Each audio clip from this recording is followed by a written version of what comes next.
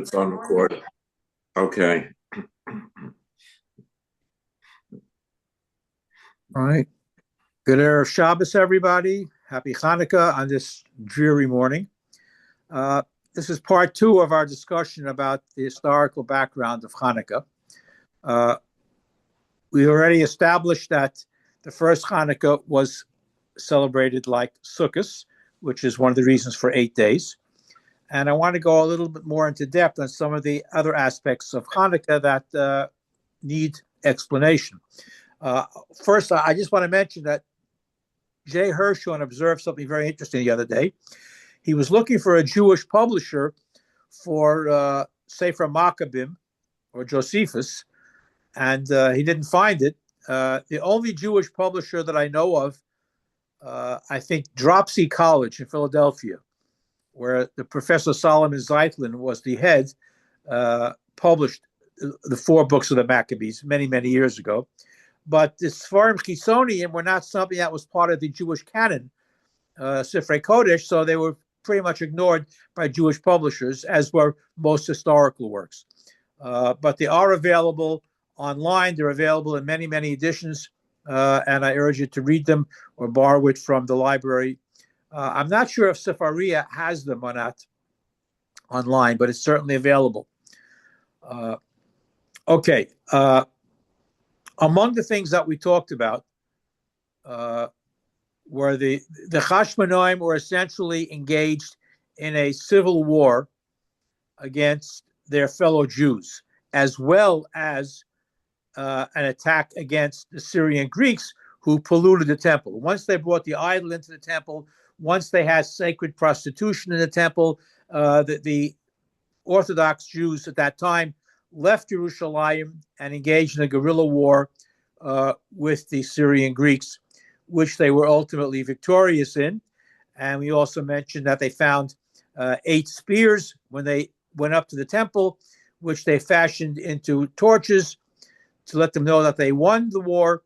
And then those 8 spears were ultimately made into the menorah. If you look at the Al Hanisim prayer itself, and you look at it from the perspective of the civil war as opposed to the war against the Greeks, you can look at it a little bit differently. If you look at the words, I mean, Al Hanisim, there are many miracles, the fact that they won the victory. And by the way, the Beis Yosef asked this very question. Beis Yosef, the author of the Shulchan Aruch, says, why do we celebrate for 8 days? The miracle was only 7 days. There was enough oil for 8 days. For 1 day, excuse me, there's enough oil for 1 day. It lasted for 8. So that means that the miracle was only 7 days long. And there are many, many explanations given for that. But he does raise the question. The Al Hanisim prayer talks about the victory, the wars that he, and the Nitzachon, the ultimate victory that he gave to restore the Beis Hamikdash. Hanukkah means rededication, not dedication. It's a rededication. When Moshe Rabbeinu dedicated the Mishkan, that dedication took 7 days. When Shlomo HaMelech dedicated the Beis Hamikdash, that dedication was 7 days. Later on in Navi, after the Assyrians polluted the temple and they restored the temple, that rededication in Nach lasted 8 days. So Hanukkah is an 8-day celebration, for among many other reasons, again, primarily because of Sukkot. But look at the words themselves. I think that they give you a different perspective. B'meita Matisyahu ben Yochanan, Kohen Gadol, Chashmonaim Levanov. So he was a Kohen. He was a great Kohen, but he wasn't in the line of being the Kohen Gadol. At that time, during the period of the Chashmonaim, the position of Kohen Gadol was politicized. It was given to people who bribed the Syrian Greek governor at that time to make him Kohen Gadol. It was a political position. It had lost all of its sanctity. All right. Fine. The Greek government ruled Israel, and they wanted to Hellenize them. Right? He wanted them to become assimilated, and many, unfortunately, did assimilate. They thought they get better civil service jobs. Okay, Ravta Esrivam, you fought their fight, you victorious, Dante and fine. Marsata Giborim Biyad Chaloshim. Now, the Hashmonaim were not Giborim in the military sense. They were Giborim in the spiritual sense. And they were victorious over the Chaloshim, the weak ones who were weak in their faith, who assimilated, who became Greeks, who became Hellenized. The Greek army wasn't weak. They were just overcome because of the ferocity of the Hashmonaim. So Giborim Biyad Chaloshim refers to traditional Jews over the assimilated Jews. Rabbi Miyad Ma'atim. The majority, unfortunately, were Hellenized. It was the minority that fought against them. Tameim Biyad Tahorim. Now, Rishoim Biyad Sadikim. The word Russia versus Sadikim, again, refers to two different categories of Jews. Zaydim Biyad Oskei Sorasecha. The violators of Torah versus those who observe Torah. All right? So this can be viewed from the perspective of the Civil War, not necessarily the war against the Syrian Greeks. Wally, Yes. does that not mean mighty or warriors? Yeah, it means, again, it does mean mighty. But again, look at the words. Giborim, where is it? Giborim biyad chaloshim. We delivered the mighty into the hands of the weak. So that can be interpreted two ways. The Greek army into the hands of the weak Hashmonaim, but that they wouldn't use the word chaloshim in that military sense. Giborim means those who were Giborim,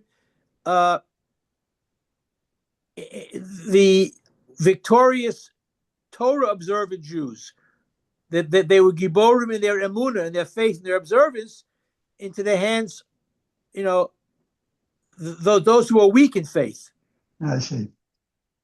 Again, it could be I'm reading into it, but I'm interpreting it through the lens of the Civil War of the observant Jews versus the Hellenized Jews. I see. Okay, there are, if you the battles that took place, the many stories, the story about when they tried to force Hannah and her 5 sons. They tried to force Jews to eat pig, and they refused, and they were killed. And each of Hannah's 5 sons died al Kiddush Hashem because they wouldn't eat pig. That they trying to force them to eat them as part of this Hellenization process. So, and also when it talks about Vidliku Neiros B'chatzros Kodshecha. Now, this is a strange language. Literally means they kindled candles in the hallways of your holy place. So if you remember the story of the 8 spears, they became torches, and they were in the courtyards. It wasn't in the Kodesh Kadosh where the menorah was. The menorah is not usually referred to as Neiros. But again, you can read into it a great deal. One major question that comes up: why is there no Maseches Chanukah? The Talmud has Maseches Megillah for Purim. It has for every one of the Sholosh Regalim. Every holiday has its own tractate in the Talmud. Why is there no Maseches Chanukah? There are many halachos we can learn about Hanukkah. It's given very short shrift in the Talmud. A few lines in Maseches Shabbos, and that's it. A few references, to the Bezna Chashmonaim, but nothing about the story of Hanukkah itself or the halachos of Hanukkah, except for those few lines in Maseches Shabbos. So here's an important historical fact that's very unfortunate. The Chashmonaim were victorious. They were victorious. They restored the temple. They rededicated the temple. However, who took over the rulership of Eretz Yisrael after the Hanukkah victory? The Chashmonaim, the sons of Matisyahu that were still around, Shimon in particular, became the new Kohen Gadol. But he also became the new king, and that's a problem. The king and the Kohen Gadol are two separate offices, and there should be two separate offices. Unfortunately, the Chashmonaim took over both Shnei Ksarim, two crowns. Shimon Chashmonai became the king and the Kohen Gadol. And too much power is very, very dangerous, as we know. And what happened over a period of centuries, and again, you could read this in historical works, once they won the victory and they restored the temple, it didn't take very long for them to become corrupt as well. It's sad to say, which is probably why Yehuda Hanasi did not want to give them too much prominence, and why there's no Maseches Chanukah. And there isn't very much talked about it. And the whole story of Hanukkah is linked to this miracle of the oil, as opposed to the military victory, as opposed to the tremendous upset over the Syrian Greeks and over the Hellenizing Jews.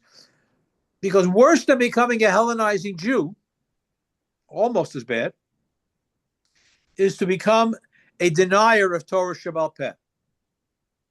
And the Chashmonaim became the forerunners of the Saddukim, the Sadducees, who denied the validity of Torah Shebaal Peh. And because of this, the power of the priesthood was greatly diminished, and the power of the Chachamim increased. So you went from the Kohanim being the rulers to the Chachamim becoming the real authorities in Jewish life. And over a period of not more than 2 or 3 generations, the high priesthood became a Sadducean dynasty. There were kings and priests, and you have to have 2 separate functions, and they took both of them, and they became deniers of Torah Shebaal Peh. So much so that 2 generations later, the Gemara in Sukkah tells us, Alexander Yanai, who was a descendant of the Chashmonaim, several generations later, he was a Kohen Gadol, and on Sukkot, they have a ceremony called Simchas Pesach Shoeva, where you draw water from a special stream and you pour it on the Mizbeach to indicate the importance of water and rain in agricultural life in Israel. And the Minhag Nevi'im was that you take the water and you pour it on the Mizbeach. Alexander Yanai poured the water on the ground in defiance of Torah Shebaal Peh. And the thousands of people who were in the Beis HaMikdash during this Sukkot festival pelted him with their esrogim, because this was a tradition going back to Nevi'im, and you deny it in such a public, despicable way to pour the water on the ground that people expressed their indignation by throwing esrogim at him. And of course, as the Kohen Gadol and as the king, he called out the army, and they slaughtered thousands of people in the Beis HaMikdash on Sukkot for throwing their esrogim at the Kohen Gadol who flouted Torah Shebaal Peh.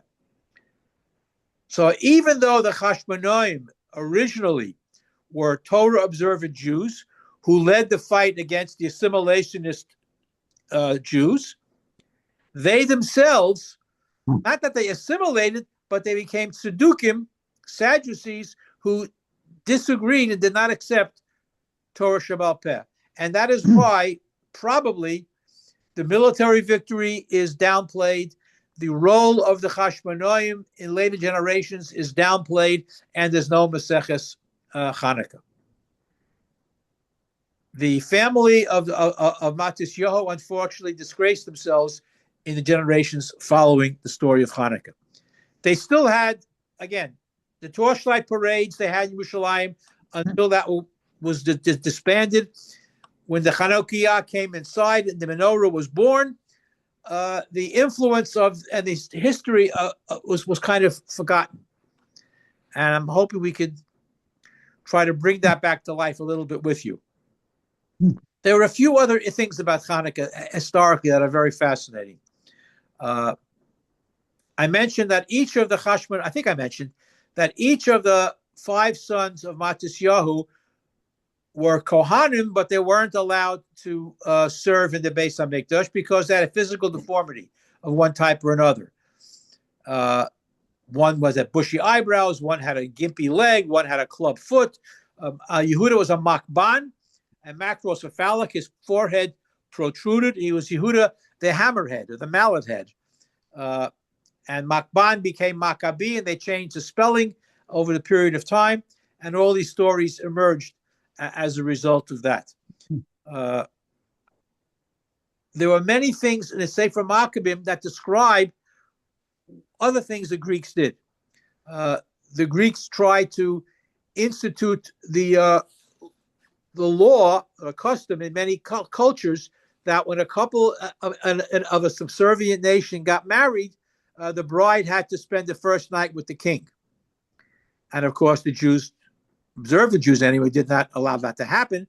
And there was a very famous story about Yehudis, who cut the head off one of the Greek Syrian generals who tried doing this. And that was another military victory of the Chashmonaim. What? Is there a question there? Okay. They have a trampoline? Let me say something to them. Turn your mic. Is there a question there? No. Okay. The Beis Hamikdash was restored. The Kohanim resumed the avodah. It didn't take place overnight. As I said, they gained the Harabayas at the end of Cheshvan. It took them close to a month to clean up the Beis Hamikdash, but they waited to rededicate the Beis Hamikdash until Chaf Hei Kislev, which was 2 years to the date when it was first desecrated by Apollonius and the other Greek generals who brought an idol into the Beis Hamikdash. Clearly, Hanukkah is a lot more than a children's festival. There's a lot of halachos about it, how you light the candles, where you light the candles. Given the fact that this originally was an outdoor celebration, it's becoming more popular now to have an outdoor Chanukiah. I'm not talking about the big Chabad Chanukiot that they have all over the country, all over the world. But I'm talking about our little menorahs. They have special boxes for them, so the wind doesn't blow it out. And people in Israel, everybody lights the Chanukiah outside the doorway, not in the window. Slowly, it's becoming more acceptable in the United States. It hasn't caught on yet. People like to have their fancy menorahs, but if you want to be historically accurate, the Chanukiah should be placed outdoors, and that's becoming more popular. And they have these special, it's like a lunchbox with a glass front and an open on the tops, and you put your menorah in there, or you light your candles or your oil inside that box outdoors to remind us of the original story of Hanukkah. Dr. Greene? Yes. I heard your share on Hanukkah a few times, and I thought one thing seems certain. The lighting of the candles that we do did not happen at the beginning. It may have waited until the time of the Mishnah, or until after the destruction of the Beis Hamikdash, at least, before they brought that in to light eight nights at home. That almost definitely did not happen at the time of the miracle 170 years earlier. Well, as I explained on Tuesday in part one, the first Hanukkah was celebrated like Sukkot. It was a Tashlumin. What they do in the second, third, fourth, and fifth years, etc.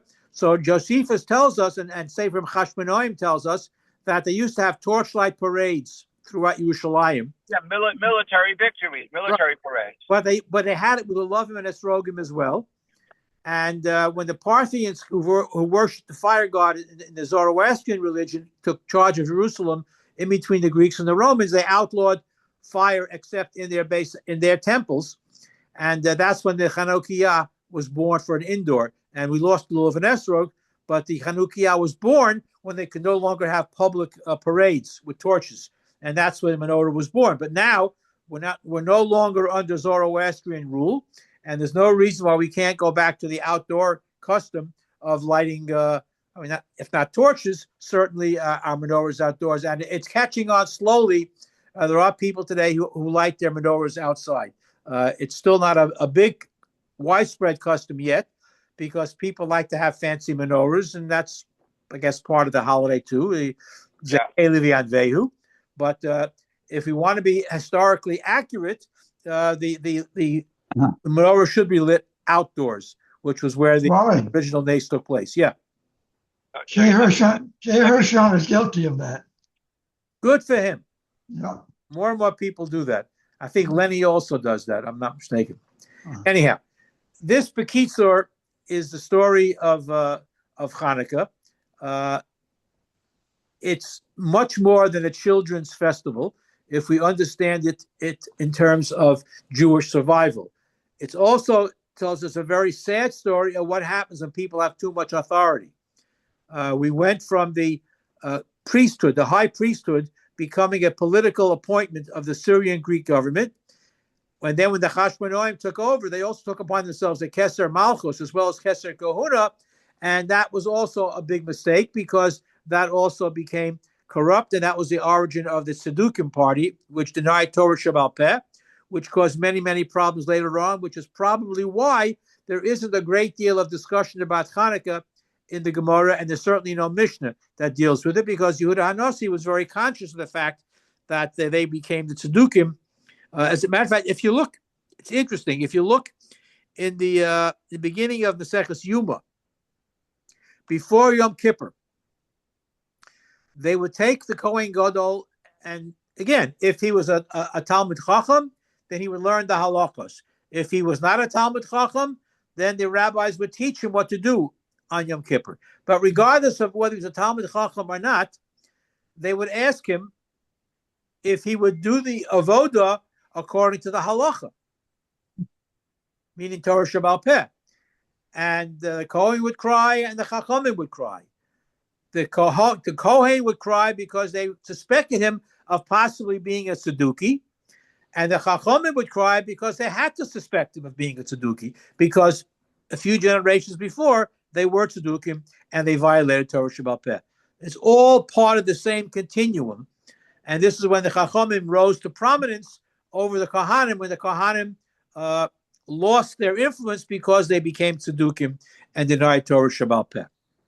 So with that in mind, are there any questions about what we discussed so far? Mm-hmm. Okay. The importance of oil, of course, in latkes and sufganiot, that probably came about much, much later, although I'm not sure if anybody has written the history of latkes or sufganiot, when that began, to commemorate the miracle of the oil. But there are many, many fascinating reasons for the 8 days of Hanukkah. Primarily, as we said, is because of Sukkot. There are other reasons that are given. The Kohanim, who fought in the war against the Syrian Greeks, well, they were involved in killings, and they became tameh. And if your Kohen is tameh, he has to wait 7 days and then go to the mikveh before he can function in the Beis HaMikdash. So 7 plus 1, you get another reason for 8 days. Tekoa was where they got the pure olive oil. It was a 4 days journey away from Yerushalayim. 4 days there, 4 days coming back. The people turn themselves inside out trying to explain why it's 8 days. As I said, the Beis Yosef's question is where the miracle only lasted 7 days because there was enough oil for 1 day. Tosfos raises a fascinating question, and the answers are not really great. Why did you have to have a bottle of pure oil for the menorah? Where does it state that? Where does it state they ever had a cruse of oil with the seal of the Kohen Gadol? You don't find. Not only that, but there's a halakhic concept of tuma hutra b'tzibur. That's Tosfos kasha. Tuma, when everybody is tameh, then tuma doesn't exist. They could have used any oil. So you want to say malim b'kodesh? They wanted to be all right, but again, there are, as I say, there are literally 100, if not more, answers for why it has to be 8 days. Now, we all talk about the famous story about the miracle of the oil. Every child knows that story.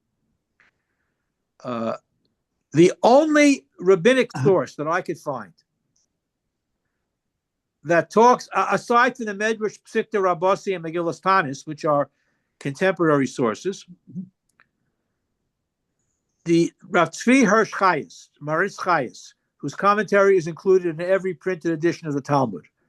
He was Galician Gadol, but unlike most of his contemporaries, he also had a more modern streak in terms of reading other books besides the Talmudic literature.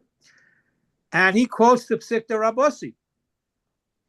And he says, how come nobody talks about the 8 spears, which is the original menorah, and that was the reason for 8 days? How come nobody talks about that? So the answer that he gives, in order to coincide with the Gemara, he says that the miracle of the oil lasting for 8 days took place in that menorah made from the 8 spears. But he's the only rabbinic authority that I could find that quotes the origin of the 8 spears. Nobody else seems to have read those books. Again, they were not part of the canon. It's not part of Sifrei Kodesh. It's not part of the traditional Tanakh. And Midrashim, people usually read Midrashim. Psikta Rabasi is a Midrash, but for some reason, Tzvi Hirsch Chayes, as far as I can tell, is the only traditional rabbinic authority that quotes the story and tries to resolve the issue of the miracle of the oil. So there's a lot to think about. I encourage you, if you can, read the first 2 books of the Maccabees. It's online. You can get it in the library. Read Josephus. It'll give you a different appreciation and different perspective on the story of Hanukkah that was kind of diminished, primarily because the Chashmonaim themselves became Sedukim 2 generations later, which is very unfortunate, which also teaches a separate lesson that too much authority is very, very dangerous. Either be Kohen Gadol or be a king. You can't be both, as we saw. Wally? Yes. Once they took over the Beis Hamikdash, it took them a month to clean it out. Yes. Okay, so it was after that month that they lit the menorah. So they had a whole month to get the oil. Yeah, that's well. I think what they probably did, and again, they probably lit the menorah. It was the first ner tamid that we have in our shuls, for example. So that because they were cleaning out the Beis Hamikdash, they still could have lit the menorah at that time from those 8 spears. That those 8 spears became the first menorah, and they could have lit it at that time. You raise a very good point, but in all probability that they could have lit that menorah at that time as a ner tamid while they were cleaning at the Beis Hamikdash. It's certainly a good question. And again, the Kohanim had to purify themselves before they can go to work in the Beis Hamikdash as well. So it's another 8-day period. Right. All good questions. Anything else? Okay. Thank you. Have a wonderful Hanukkah. Enjoy the rest of the week. Thank you, Wally. So, bye-bye. And a good Shabbos as well.